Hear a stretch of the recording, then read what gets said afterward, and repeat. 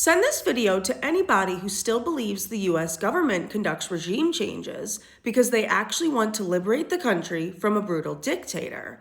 If they truly cared about freeing people from tyrannical and maniacal regimes, how do you explain Saudi Arabia being a major ally of the US? You know, the same country whose crown prince ordered the murder of journalist Jamal Khashoggi inside of a Saudi embassy and then had his body dismembered and disposed of.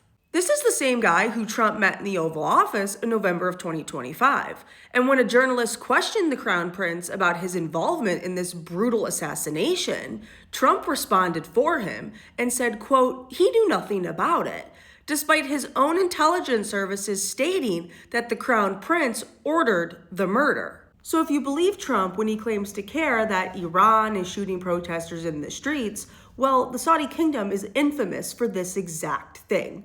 The Saudi Ministry of Interior, which is the equivalent to the U.S. Department of Homeland Security, has been condemned for years as one of the most brutal and atrocious human rights violators in the world. Just one example is from 2011 when they, quote, poured an antiseptic cleaning liquid down the throat of a human rights activist. They're notorious for using invasive surveillance technology to target political and religious dissidents.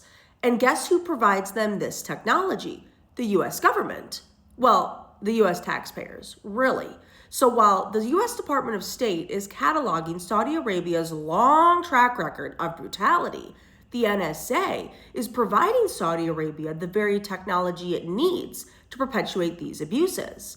Now, I will give them some credit because they were kind enough to pause statewide executions during the Crown Prince's visit to the Oval Office in 2025.